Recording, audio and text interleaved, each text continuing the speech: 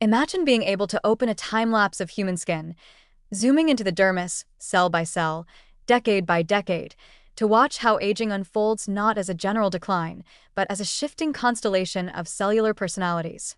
That's the promise of a 3D atlas of fibroblast senescence across the human lifespan.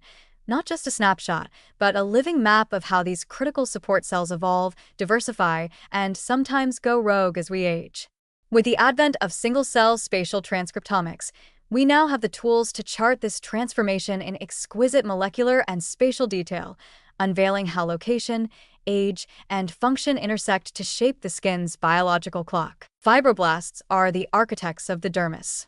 They lay down collagen, elastin, and the extracellular matrix, support vascular networks, and help coordinate wound healing and immune response. But they're not a homogeneous crowd. Even in youth, fibroblasts show regional specialization. Some cluster around hair follicles, some near vasculature, others deeper in the dermal matrix. They differ in gene expression, secretory profiles, and reparative capabilities. As we age, these differences don't just persist, they fragment. Some subpopulations drop out, others turn senescent, and a few begin secreting the molecular wrecking ball known as the SASP, senescence-associated secretory phenotype.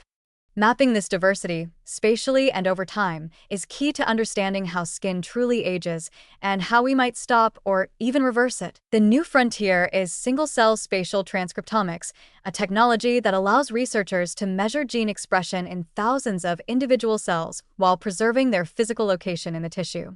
When applied to skin biopsies from individuals across a wide age range, from infants to centenarians, we begin to see a rich, evolving tapestry of fibroblast life.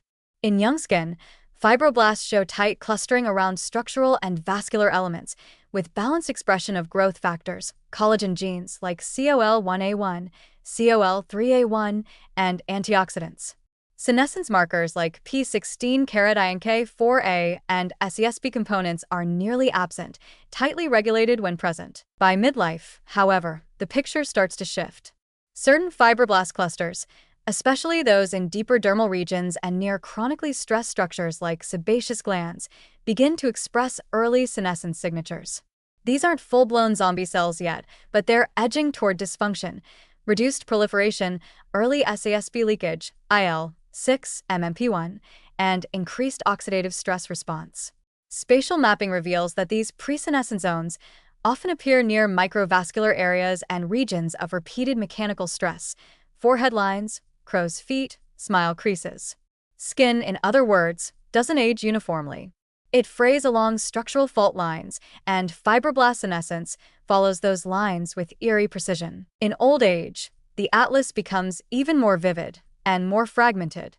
Fully senescent fibroblasts dominate large swaths of the dermis, particularly in sun-exposed or scarred areas. These cells show classic signatures: P21, P16, SESP cytokines, IL-8, CXCL1, CCL2, and matrix-degrading enzymes like MMP9 and MMP13. But here's the twist: they're not all the same. Some senescent fibroblasts are hyperinflammatory, actively recruiting immune cells. Others are fibrotic, promoting collagen cross-linking and dermal stiffness.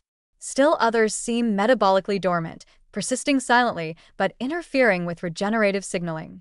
The 3D atlas reveals that even among zombie cells, roles vary and spatial context shapes their function. What's more, the aged skin's immune landscape shifts in parallel. The presence of senescent fibroblasts correlates with T-cell exclusion in some regions and macrophage overactivation in others. This suggests that senescent fibroblast subtypes not only respond to local immune cues, they actively shape the skin's immune microenvironment. It's not just passive aging, it's active rewiring, cell by cell. With this atlas in hand, several new possibilities open up. Personalized anti-aging therapies, for one. Instead of slathering on generalized retinoids or antioxidants, clinicians could one day take a small skin biopsy, run a spatial transcriptomic analysis, and determine which fibroblast subtypes are most senescent and most harmful for that individual. A patient with an inflammatory SASP-dominant profile might benefit from xenomorphics that target cytokine release. Someone with a fibrotic subtype could receive localized matrix-modifying treatments.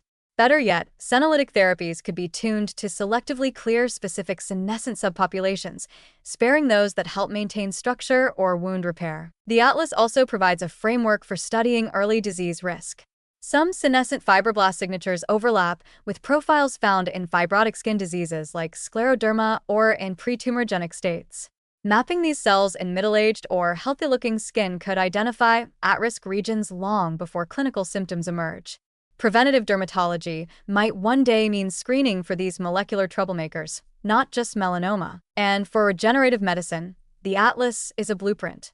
Tissue engineers can now aim to rebuild skin using not just generic fibroblasts, but the right mix of subtypes, in the right locations, with senescence tightly suppressed. Skin grafts for burn victims, for example, could be built with youthful fibroblast profiles designed to avoid early senescence and scarring. In the end, this 3D atlas does more than catalog aging, it humanizes it. It shows that aging skin is not just deteriorating, it's adapting, reacting, and negotiating cellular trade-offs in real time. By mapping fibroblast senescence across time and space, we don't just learn how skin breaks down, we begin to see how to rebuild it smarter and more precisely than ever before. The future of anti-aging starts with understanding where the damage really begins, and that, as it turns out, starts deep in the dermis, one cell at a time.